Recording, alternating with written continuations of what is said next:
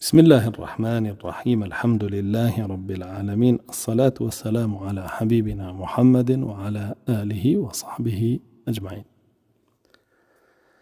يكمين بنمال بنماكاني خو باراستن لفيتنا بريتيالا قرانوا بو قرآن والسنة. طبعا قرآن والسنة هو كاري باراستني إنساني مسلمان لها مفتنيك تفتني شبهه به تفتني شهوة به.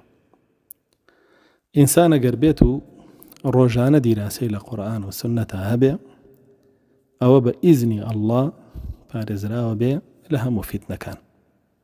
بو مرجي خالصا لبرع الله ربكاته كتاب السنة وما بستي به هداية دور بقري لو كتاب السنة وورد بيت ولي بتايبت لو جگایانەیە کە خۆی خەلەلی هەیەتیایە خەلەلەکان پڕ بکاتەوە چارەسەری بکە. چکە بەڕاستی الله سبحانه وتعالى لە زۆرێک لە ئاەتەکانی قورئانە ئەفەرمێ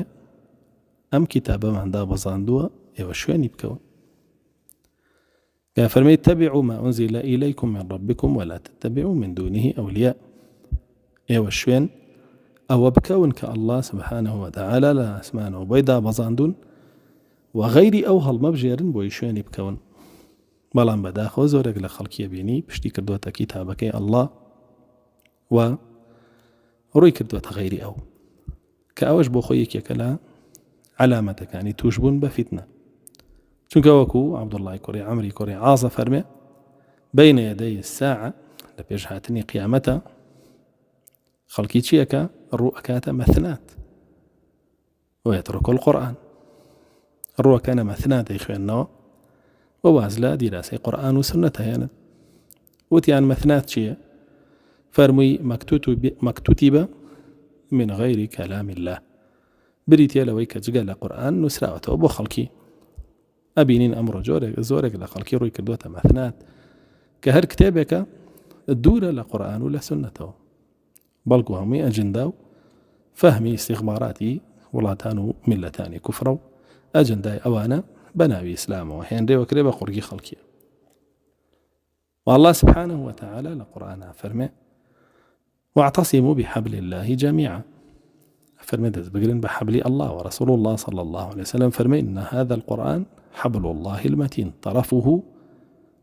بأيديكم وطرفه في الجنة. فرمي قرآن حبل الله دستي بيوا بقرن سريكي أو تاني لبردستي واتوان دستي بيوا بقرن سركي تريشي لبهشتا ويبراسي دستقرتن بقرآنه دستقرتن بالسنته قورترين هو كارب وباراستنيتو لفتنا كان. أبين رسول الله صلى الله عليه وسلم لفرمديكي صحيحة فرمي تركت فيكم ما إن تمسكتم بهما لن تضلوا بعدي أبدا كتاب الله وسنتي. أفرمي دوشة امتياب جيهشتون أقر بيتو دسي بيو بقرن إيوه هريز قمرانا بن أو دوشتشي كتاب الله وسنتي رسول الله صلى الله عليه وسلم. قرآن لقل فرمدكاني رسول الله صلى الله عليه وسلم كواتاقر أو دوانا دس بيو بقري هيج فتنيك كاريقاري لسر توبات جناها له وقمرانا بيوتياناتي بەڵام ئەگەر دەست لەو دوانە بەربدەی ڕوو بکەیتە هەر شتێکی تر و هەر کوێیەکی تر تۆ بەرەو گومڕاییە ڕۆی بەڵکو بەرەو هەوا و ئارزووی ئەوانە ڕۆی. چکا بینین الله سبحانه وتعالى لقرآن فرمي ولئن اتبعت أهواءهم من بعد ما جاءك من العلم بعد الذي جاءك من العلم ما لك من الله من ولي ولا نصير ما لك من الله من ولي ولا واق إنك إذن لمن الظالمين. ئەگەر تۆ دوا ئەوەی کە ئەم علمەی بۆمان ناردووی کە قورئان و سنەتە دوای هەوا و ئارەزووی ئەوان بکەوی واز لەو قورئان و سنەتە بێنی ئەوە بەڕاستی تۆ لە ظالیمەکانی یعنی ئەبیتە کەسێکی مشریک. ما لك من الله من ولي ولا نصير يعني هیچ کەسێک ناتوانێت پشتیوانیت کە سەرت بخە لە بەرامبەر الله سبحانه وتعالى إلا بە سزای خۆتە دەگەیەنێ. ما لك من دون الله من ولي ولا واق ما لك من الله من ولي ولا واق هیچ کەس ناتوانێت پشتیوانیت کە بتپارێزێت لە سزای الله بۆ ئاگاداری خۆت بگەڕێرەوە بە قورئان پاشان بە سنەتی رسول الله صلى الله عليه وسلم لديان آياتي قرآن كإمامي أحمد فرمي لسي موضع زياتر أخويا قات نزيكي شص موضعيش الله سبحانه وتعالى دائما لك إطاعي الله إطاعي رسول الله بك وأقر بيت ودسمان قرت بيه بوويك رسول الله صلى الله عليه وسلم بوي هنا من لكتاب ولا سنة دي ملسل هداية بين وإن تطيعوه تهتدوا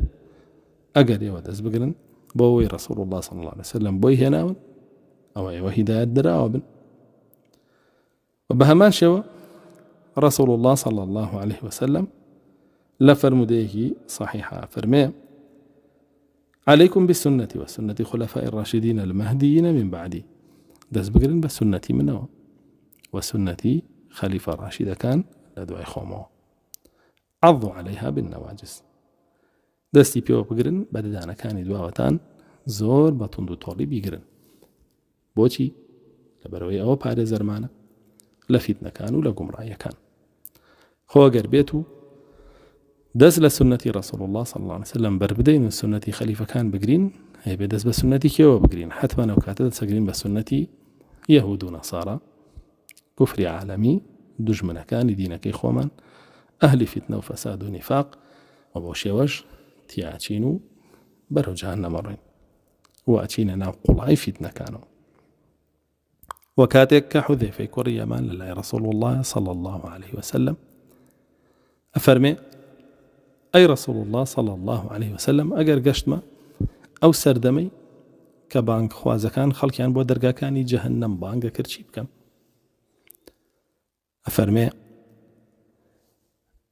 اعتزل تلك الفرق كلها ولو أن تعض بأصل الشجرة دور كورو لو فرقان هرهميانو دەست بگرە بە چیەوە قەبکە بەکوێ بنچینەی دارەکە کە بنچینەی دارەکەوەیە لە فەرمودەکەی ترا رسول الله صلى الله عليه وسلم فەرمی عضوا عليها بالنواجز بەدانەکانی دواتان بیگرن کە بریتە لە کتابی الله سنەتی رسول الله صلى الله عليه وسلم ولا لەفظەکەی ئەبوو داوودە چەند جارێک حودەیفە لێ پرسێ گەر گەشتم بۆ سەردەمە چی بکەم فەرمێ عليك بكتاب الله تعلم ما فيه واعمل به فرمي رسول الله صلى الله عليه وسلم دس بقرأ بكتاب الله وأوي لنا بياتي فيري بوكاري بيبك بويا أبينين كاتك رسول الله صلى الله عليه وسلم باسي الدروزبوني جروبا كان من بوكا جروبا قمرا كان لذا برسياري ليه كان صحابة كاني صلى الله عليه وسلم رضا رحمتي الله عن لبه فرمون أي رسول الله صلى الله عليه وسلم أو جروبي كالسر حقا وأتشت بهشتو كم جروبي أنا رسول الله صلى الله عليه وسلم فرمي هم على مثل ما أنا عليه اليوم وأصحابي أوانا كالسر أوان أمر خمها ولا كان من لسريني يعني لسر كتاب سنة أوانا رزقاري أنا به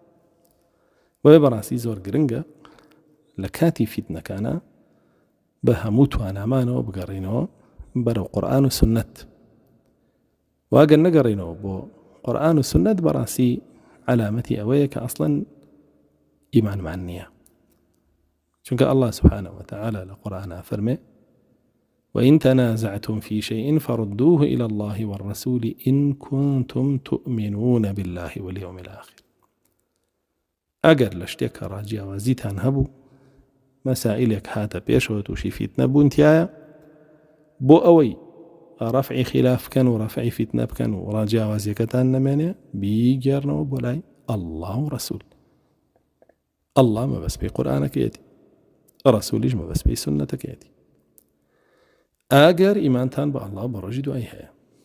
کەواتە لە حاڵەتی نەگێڕانەوەیە علامەتی ئەوەیە ئیمانتان بە الله و بە ڕۆژی دوای نییە ئەم قورئان و سنەتە چۆن وەرگرین لێرەوە چین بۆ قاعیدەی دووەم زۆر گرنگە بیزانین و ئاگادار بین کە ئەبێ ئەم قورئان و سنەتە بە تێگەشتنی سێجی لە بەڕێزەکەی ئومەت وەری بگرین کە رسول الله صلى الله عليه وسلم لەبارەیانەوە فەرمێ خير الناس قرني هذا ثم الذين يلونهم ثم الذين يلونهم ثم يخلف بعدهم قرون يخونون ولا يؤتمنون يشهدون ولا يستشهدون. أفرمي باشترين جيل لدواي جيلي من يعني باشترين جيلي الصحابة كان ما باشان جيلي دعوان باشانيش جيلي دعوان سيجيل صحابة كان تابعية كان تابعي تابعية كان باشتريني إنسان كان معنا خير الناس. أفرمي لدواء مانوا قومانيكي تردين قرونيكي تردين كومال جيلي تردين خيانتك أمانة بارزنين وككسانيكن هل خويانوا شاهدي أدن بيوي داوي شاهدي عن لبكري بوي براسيا قدار با أجر أتوي دين تطبيقي بقريرو بو تطبيقي أو سيجيلا چونك رسول الله صلى الله عليه وسلم شاهدي بوداون كباشتريني جيلا كانن وبتايبترين يانو لبيجم يانو جيلي صحابة كاني رسول الله صلى الله عليه وسلم كقرآن فرمان من بيكا إيما قرآن والسنة وكو أوان ورقرين وكو أوان تطبيقي بكين. الله سبحانه وتعالى لقرآن فرمي فإن آمنوا بمثل ما آمنتم به فقد اهتدوا وإن تولوا فإنما هم في شقاق. فرمي وخلك أجر بيتو إيمانيا وكو إيماني إيوي صحابة كان به أو خلك أجر بيتو إيمانيا وكو إيوي صحابة به أو فقد اهتدوا يقين تانها به أنا لسر هداية وقال لسر ربازي صحابة كان نية إيمانيا فإنما هم في شقاق أو أوكات أمانا لا فيتني دوبركيو فيتني تفرقيان وبراسي أجر بما نبي لا فيتني تفرق ودوبركي بارزراوبين إلا أبي منهجي أو سجلي سرتاي أمة قبول كين كودنجي أوان لها مبابتك أنا وربقرين ناك بشتي تيبكين كبشتي كردني علامتي نفاقة. وإذا قيل لهم آمنوا كما آمن الناس قالوا أنؤمن كما آمن السفهاء. ابن عباس فرمي أجر بيان بوتري إيمان بينا وإيمان تنباوكو إيماني صحابة كان به أوان أرات يكنو بو يرات كدنو يتيقشتني أوان بودين نفاقي كيرون وأشكرا وهل بجاردني يكيكال الرقا كاني قمرأي كرقا جهنم. الله سبحانه وتعالى وجداري من بيدال قرآن فرمي وأن هذا صراط مستقيم فاتبعوه ولا تتبعوا السبل فتفرق بكم عن سبيله أو ربازك منه راستورون برو بهشتانا با بيروي كان كتاب سنة بفهمي سيجيلك أمت وابرو بهشتان بريا نكن لابدا لي الرقاي أو إيمان دارانا رتب كانوا أو وقت أشنسر الرق وجه كاني شوار دوري رقا راستك ياخد كشياطين كان جيان كردوته ولا رقا راسته حقيقية كان. ورسول الله صلى الله عليه وسلم وكو ابن مسعود فرمي خطيك من بو دروسك ولا شوار دوري وخطا خطوطي تريج دروسك وباش أنا فرمي أو رباز راستك كالله سبحانه وتعالى بو إيوي دارشتو أو خطب شو كانش لتنيشتي وفرمي وسبيل كان رقا كان قمرين على كل سبيل شيطان يدعو الناس إليه. هريك لو رقانا الشيطانك لسر دجالك لسر روي بضيك لسر منافقك علم اللسان لسر إمامك ضلال لسر إمامك قمرائي لسر رؤوسك جهالي لسر إيك لواني لسر خلق بانك أبو أو بخاتنا وأقرأه وبراسي روكدنا منهجي صحابة رضا رحمتي الله عن لبه روكدنا رقا راستكي وبشكردنا منهجي أوان بشكردنا رقا راستكي وروكدنا رقا كاني شيطانا أقداري خدبة بويا الله سبحانه وتعالى رشاكا وفرمي ومن يشاقق الرسول من بعد ما تبين له الهدى ويتبع غير سبيل المؤمنين نوليه ما تولى ونصليه جهنم وساءت مصيرا. هركسك خوي جاب كاتولا رسول الله صلى الله عليه وسلم كامرو كساني قان خوان جيا كردوتو فرم دكاني أورتكنو ويتبع غير سبيل المؤمنين وربازي صحابة كان يجوا الكا شوێن ڕێبازێکی تر بکەوێ ئەوە بێگومان چۆتە سەریەکێ لەو سەبیلانەی کە شەیطانێکی لەسەر و ڕێبەریەکە نوەلیه ما تەوەلا ئێمە لێ ئەگەڕێین با بڕوا بە دوای ئەو شەیاطینانە بکەوێت کە لەسەر ڕێگاکان بۆی دانیشتون ونصليه جهنم وساءت مصيره ئەیگەێنینە جەهەنەم کە سەرنجامێکی خراپ وێ بەڕاستی رسول الله صلى الله عليه وسلم فرمي عليكم بسنتي وسنة خلفاء الراشدين المهديين من بعدي لازم بقرن بسنتي منه وسنتي خليفة راشدة كان كبر استريني صحابة كاني لدعاء خوي عضوا عليها بالنواجز بدانا كان دواتان بيقرن شو قال الأعدان لوا الأعدان برو يا كفر وشرك ياخذ بدع وقمرعي بويا إمام عمر شوي كتاب يعني خوي لنا كبيركات ولويك بوشي رسول الله صلى الله عليه وسلم فرميت يم أمة بش بلك هاتكام أمتي كتابها يك بغمبريها ويك بروردقارشيه أنا إذا بدواي ابن عباس يأخذ بدواي حذيفة وبرسي علي ليك فرمي أميري ما دارا إيما قرآن دا بغزينا عمان ورسول الله صلى الله عليه وسلم بسر معنا جيب جيه كردو إيمش وكو خوي تطبيق معنا كرد وانا بو فرمي با فرمي هتا استج إيما لسر وربازنا روينا فرمي با فرمي دا أوتاني إيما بارز راوين لو دو باركي ولو بش بونا بلام لدواي إيما كسانيك دين هر يكو بو خوي خوينو وليك دانوي خوي بو قرآنك كسيك دي بآراء وبيرو راي خوي قرآن لك داتو كسيكي تريش دي أميان كومالي خلق دعاك إيش كومالي خلق إيش كومالي دعا خلق ليك دانو بيرو راو عقلي خلق كانيش جاوازن بوشي ويا ببي جاوازي عقل كان قروبا كانيش جاوبنو هموشيان خوان بمسلمان زانو هر هموشيان كله حزبين بما لديهم فريقون بالخوشن بوي كهيانا خوغر لا ندن لو تيجيشني إيما فرمي لا ندن لو تطبيقي إيما أو دوباركيان تناكي بوي براسي پارێزەر لە دووبەرەکی بریتە لە شوێن کەوتنی قورآن و سنت بە تێگەشتنی ئەو سێجی لە بەڕێزی ئومەت کە ابن مسعود فەرمێ من كان مستنا فليستن بمن مات فإن الحي لا تأمن عليه الفتنة کێ لە ئێوە ئەیەوێ ڕێبازێک پەیڕۆ بکە بە بگەڕێتەوە بۆ ڕێبازی ئەو هاوڵانەی رسول الله صلى الله عليه وسلم کە لەسەر حەق بوون و وەفاتیان کردو گەڕاونەتەوە بۆ لای چونکە بەڕاستی ئەوانەی کە ئێستا زیندوون پارێزراونین لە فیتنە بۆیە دوای زیندووەکان مەکەوە چونکە پێچێ بکەونە فیتنە و تۆش لە زۆری عەطف و عاتیفە تا بۆیان بەدوایە نابڕۆی لەناو فیتنەکەیە هەتا وەکوو دووچاری سەرنجامەکەیەوان ببیتەوە پەنا بە ئەڵڵا کە جەهەنەمە بۆیە بینین ابن مسعود عەبدوڵڵای کوڕی عومەر فەرموون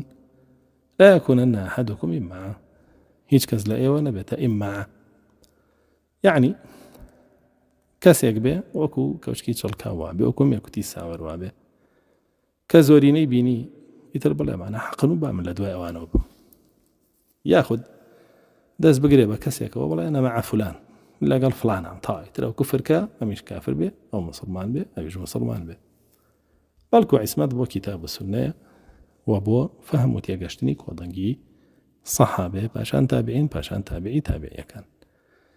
ئەگەر شوێن کەوتەی ئەوان بی پارێزراوە بی ئەگەر جلا بدەیت لە فەهمی ئەوانەوە بەڕاستی یا بۆ فەهمی خۆت ڕۆشتووی یا بۆ تێگەشتنی خۆت ڕۆشتووی یا بۆ تێگەشتنی کەسانێکی تر ڕۆشتووی لە هەموو حاڵەتێکیشا تووشی فیتنەی تەفرەقا بی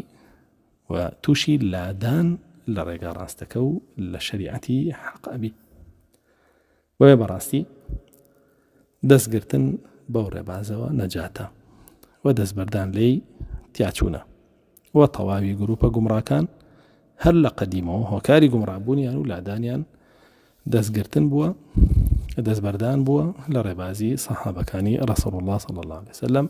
لە تەطبیقکردنی قورآن و سنەتە کە بەڕاستی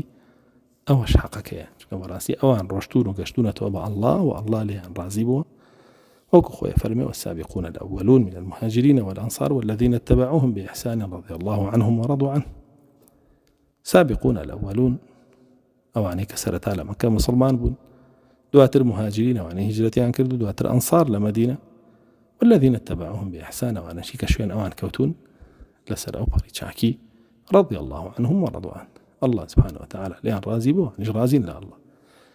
بويتو منهجي أوان أو منهجيك الله لي رازية بشوين يعني بكوا زررناكي أما ابن معي كنبو والحمد لله رب العالمين.